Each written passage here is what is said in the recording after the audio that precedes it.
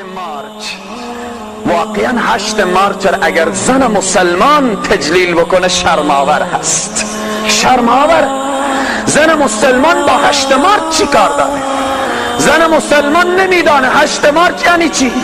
روز جهانی زن مسلمان هم میای جمع میشه میگه 8 مارچ روز زن، و تا حتی بعض انسانهای بدبخت و نافهمی هم در این روز زنها تبریکی میدن و تا حتی برای زنها گلی یا بالاخره یک دیگه جایزه و تحفه میدن که این روز 8 مارچ هست.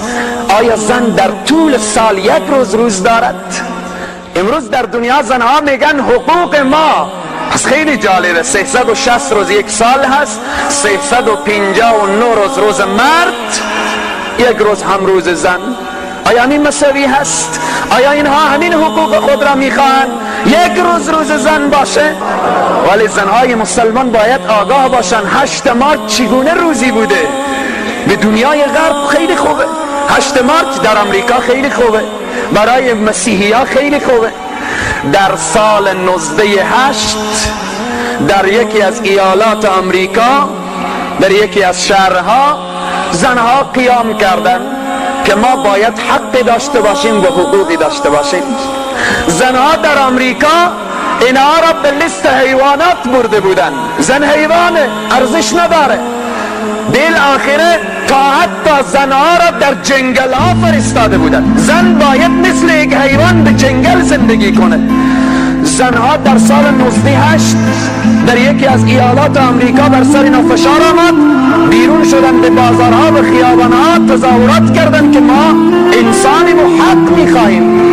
همان روزی که زنهای مسیحی بیرون شدن تظاهرات کردن روز 8 مارچ سال 1908 بود، یعنی 103 سال پیش. الان سال 2011 از 1908 تا الان شده 103 سال پیش. 100 سال پیش در امریکا روزی به نام روز زن، ولی تو زن مسلمان 1400 سال پیش قرآن میگه تو زنی، شخصیتی، با عزتی، با عفتی، پاک دامنی، محبوب رب العالمینی.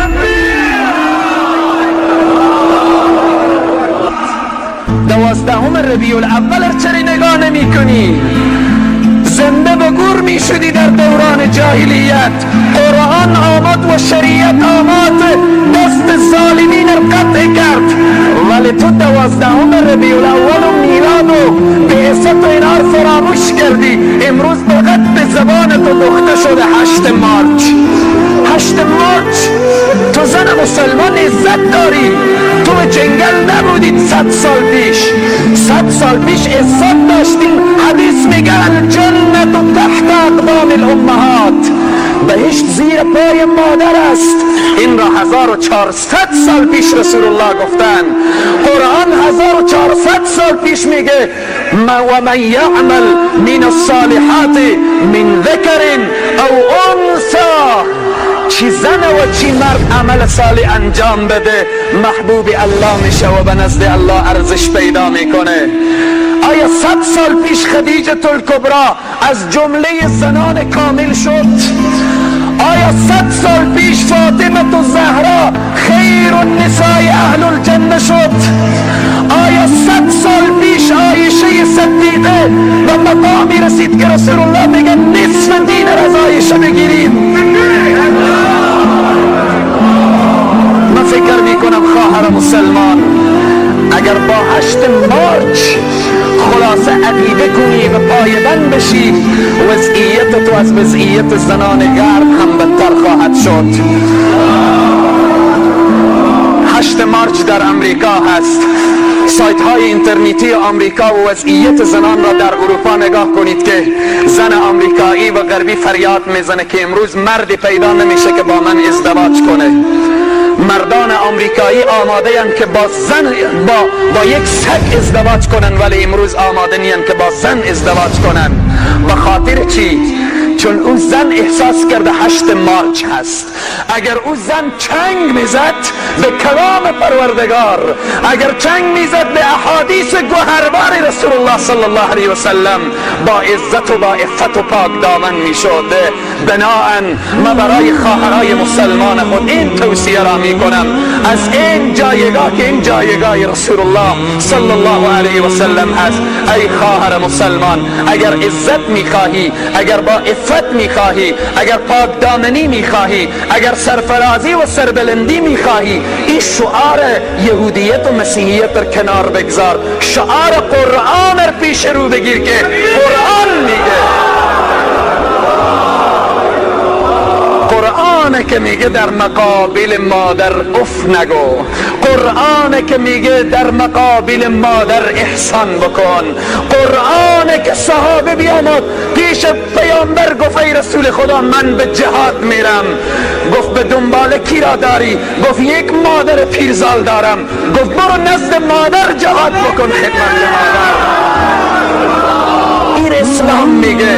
ولی امروز اگر 8 مارچ 5 سال بعد وضعیت زنان 8 مارچ و 10 سال بعد وضعیت زنان 8 مارچ را هم خواهد دیدیم، ولی پنبهار از گوش خواهرها بیرون کنیم که متوجه بشن که حقوقشان در قرآن و قاموس و فرهنگ و معارف اسلامی هست. سروران عزیز و بزرگوار، چون این یک نکته بود که اشاره کردم که خواهرها فریب نخورن.